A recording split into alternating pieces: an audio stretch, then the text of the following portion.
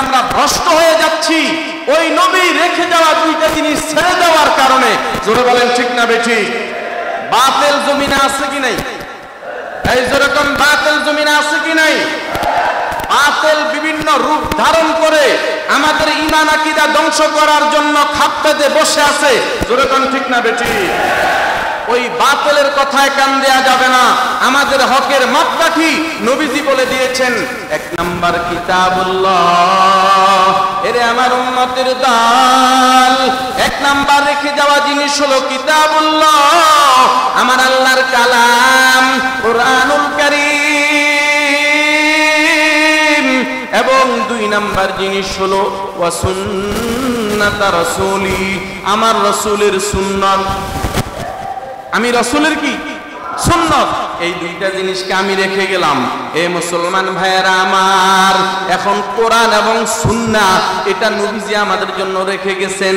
এই কোরআন সুন্নাহ আমাদেরকে ধরার জন্য না ছাড়ার জন্য? ধরার জন্য না ছাড়ার জন্য?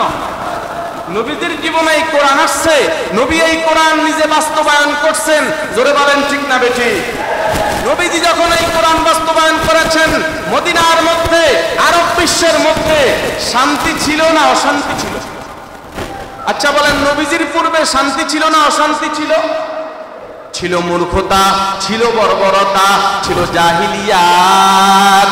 এ মুসলমান ভাইয়েরা আমার, আল্লাহর পয়গম্বর এই কোরআন সুন্নাহ যখন বাস্তবায়ন করেছেন, জাহিলিয়াত দূর হয়ে গেছে, অন্ধকার দূর হয়ে গেছে, আলোর প্রদীপ জ্বলে উঠেছে, মানুষ অধিকার ফিরে পাইছে।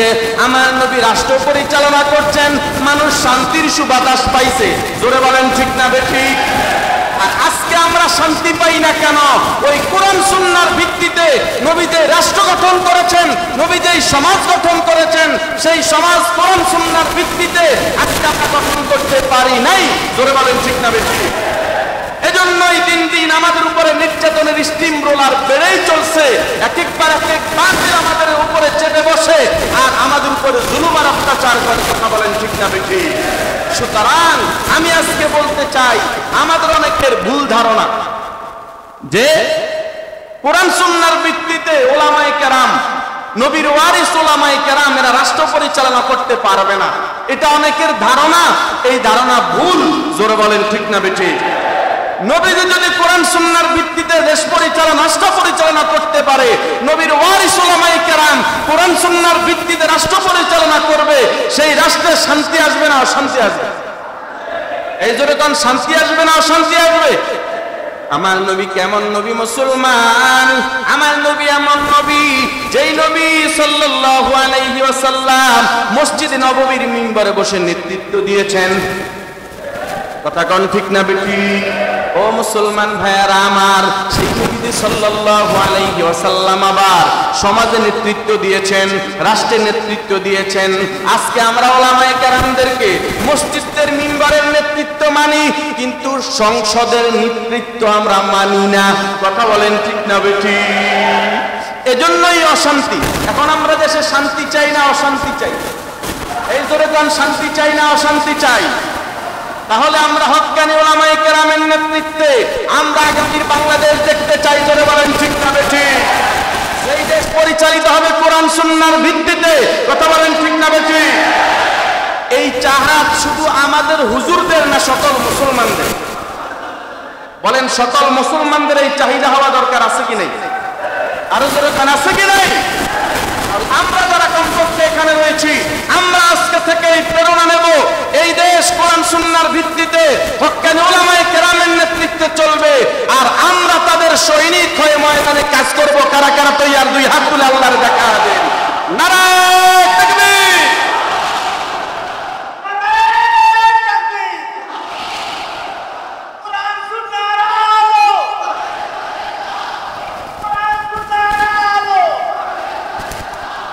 আলহামদুলিল্লাহ।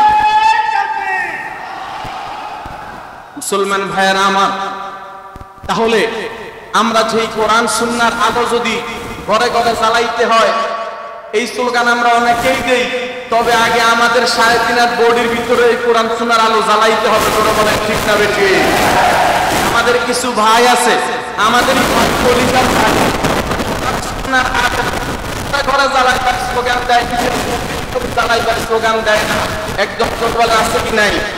আমরা তাদেরকে বলতে চাই, আসুন আমরা সকলে আমাদের প্রত্যেকের সাহেবিনা বোর্ডের ভিতরে কোরআন সুন্নাহর আলো জ্বালাবো, এরপরে সংসদে জ্বালাবো। এই জ্বালান, এই আলো পুরা দেশে ছড়িয়ে পড়বে, আর সকল জাহিলিয়ত, অন্ধকার, জুলুম, নির্যাতন, বর্বরতা সব দূর হয়ে যাবে। কথা বলেন ঠিক না বেঠিক? মুসলমান ভাইয়েরা আমার, সেই কোরআনকে আমরা সবাই মহব্বত করি কি করি না? আরো জোরে বলেন, করি কি করি না? কোরআন তেলাওয়াত করবো তো ইনশাআল্লাহ, কোরআনের মাহফিল শুনবো তো ইনশাআল্লাহ, কোরআনের মাহফিলে আমরা সময় দেব তো ইনশাআল্লাহ। সুন্নতের আমল করবো না ছাড়বো? এই জোরে কোন, সুন্নতের আমল করবো না ছাড়বো? দাঁড়ি নবীর সুন্নত, জোরে কোন ঠিক না বেঠিক? এক মুষ্টি না কম, এই জোরে কোন, এক মুষ্টি না কম, এক মুষ্টি রাখতেই হবে। যদি কাটতে হয় এর বাহিরে কাটতে হবে। যারা এর ভিতরে দাড়ি কাটবেন অথবা সাজবেন 24 ঘন্টা কবিরা গুনাহ হবে। জোরে বলেন ঠিক না বেঠিক? এজন্য আমরা দাড়ির ব্যাপারে কোনো ছাড় নাই। জোরে কোন ঠিক না বেঠিক? নবীর সুন্নতের আমলের ব্যাপারে কোনো ছাড় নাই। আমরা অনুরোধ করব, যারা এই ভুলে আছেন একটু রেখে মনে করেন আপনি সুন্নতের আমল করলেন না, আপনি একটু রেখে খোঁচা দাঁড়িয়ে রেখে আপনি পরিপূর্ণ সুন্নতের আমল করতে পারেন নাই। কথা বলেন ঠিক না বেঠিক? দাঁড়ির আমল, সুন্নতের আমল করবো ইনশাআল্লাহ। টুপির আমল সুন্নত, পাগড়ির আমল সুন্নত, পাঞ্জাবির সুন্নতের আমল, মেসওয়াকের সুন্নতের আমল, দস্তরখানের সুন্নতের আমল করবো তো ইনশাআল্লাহ। এরপরে ইসলামী হুকুমত প্রতিষ্ঠা, এটাও নবীজির সুন্নাহ, ফরজ এবং নবীজির সুন্নাহ, এই আমলও করব। জোরে বলেন ঠিক না বেঠিক?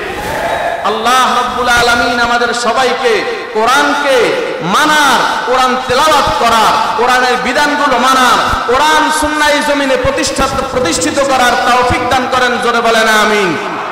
সবাই চাই কি চাই না? এই জোরে বলেন, চাই কি চাই না? কোরআনকে ভালোবাসি কারা কারা? ডান হাত তুলে আল্লাহরে দেখান। নারায়ে তাকবীর, নারায়ে তাকবীর। এই কোরআনের মাহফিল প্রতি বৎসর হোক, আমরা সবাই চাই কি চাই না? এই জোরে বলেন, চাই কি চাই না? তাহলে এই কোরআনের মাহফিল এমনিতেই হবে না, আমাদের সহযোগিতা লাগবে। এই জোরে কেন, আমাদের সহযোগিতা লাগবে কি লাগবে না? পরিস্থিতি আপনারাই দেখছেন, আমাদের স্টেজ আমরা সব করেছি, সব ব্যবস্থাপনা করেছি, কিন্তু আল্লাহর ফয়সালা আমরা বাহিরে সুন্দরভাবে মাঠে আমরা মাহফিলটা করতে পারি নাই। আবহাওয়ার কারণে, দুর্যোগপূর্ণ আবহাওয়ার কারণে আমরা আজকে সুন্দরভাবে আপনাদেরকে ভালোভাবে, আরো অনেকে বাইরে কষ্ট পাচ্ছেন, দাঁড়িয়ে আছেন, সুন্দরভাবে জায়গা দিতে পারি নাই, কিন্তু অনেক খরচ আমাদের হয়ে গেছে। এজন্য আমরা কোরআনের মহব্বতে আমরা যদি একটু সহযোগিতা করি, খুশি হবেন কে? ইন তানসুরুল্লাহ ইয়ানসুরকুম। আল্লাহ রাব্বুল আলামিন বলেন, এ বান্দা বান্দি আমার, তোমরা যদি আমার দ্বীনের সাহায্য করো, আমি আল্লাহ তোমাদের সাহায্য করব। জোরে বলেন ঠিক না বেঠিক? আল্লাহর সাহায্য পাওয়ার জন্য কোরআনের সাহায্য করতে রাজি আছেন সবাই? এই আল্লাহর সাহায্য পাওয়ার জন্য কোরআনের সাহায্য করতে রাজি আছেন? আল্লাহ সবাইকে কবুল করেন। জোরে বলেন আমিন। আমি সংক্ষেপে আমি অনুরোধ করব, একজন আল্লাহর বান্দা চাই যারা কোরআনের মহব্বতে, কোরআনের সহযোগিতা এগিয়ে আসবো আল্লাহর সাহায্য পাওয়ার জন্য। একজন কোরআনের প্রেমিক আমি দেখতে চাই, যিনি 5,000 টাকা এই কোরআনের মাহফিলের খরচের জন্য নগদ অথবা কালকে দিয়ে দিবেন।